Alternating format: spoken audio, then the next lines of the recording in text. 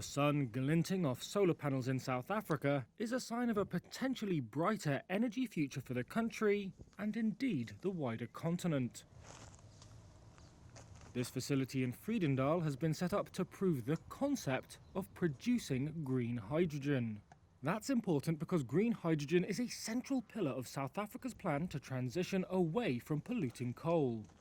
But there are question marks over whether Africa's most industrialized nation is ready to profit.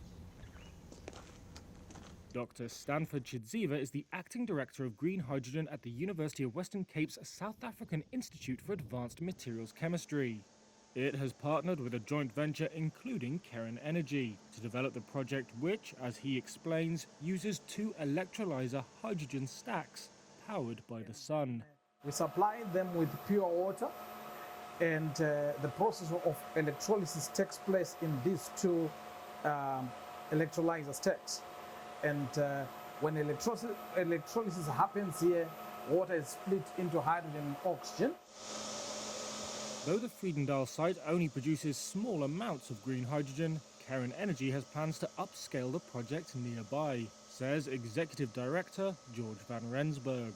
The commercial plant in Van Rensdorp will use about 10 megawatts of solar power, solar PV power, to power a 6 to 8 megawatts electrolyzer, and we will produce roughly about 1,000 kilograms of hydrogen per day.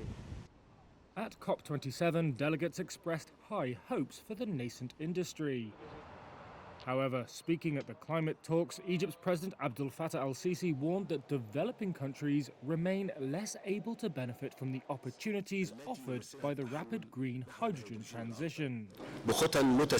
This is due to developing countries' weak technological capacity in this new field, the lack of necessary infrastructure to transport, store, and create the required supply chains for safe trade. South Africa is not immune to such challenges. A plan presented at the summit says the country could produce over 5 million tons of green hydrogen by 2040. But the government also estimates that, to realize its vision, it will need up to 100 gigawatts of additional solar and wind power capacity at a cost of close to $133 billion. According to Boston Consultancy Group, South Africa will need to set up 6 to 7 gigawatts of renewable capacity per year for the next 2 decades. That compares with the 6 gigawatts it has managed in total since 2011. One barrier, says Chris Yelland, Managing Director and Energy Analyst at EE Business Intelligence, is the public procurement process. The procurement processes are like a dinosaur in a modern world. He said the system is mired in bureaucracy and legal challenge. But do not think that renewable energy is not happening in South Africa in a big way.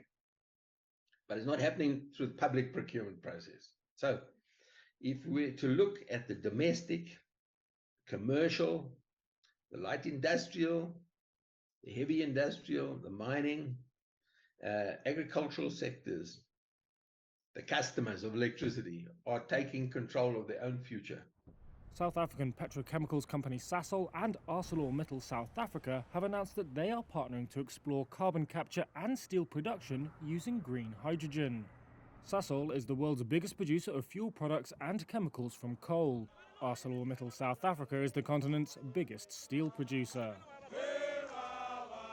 Green hydrogen is one of 3 prongs in South Africa's transition plan.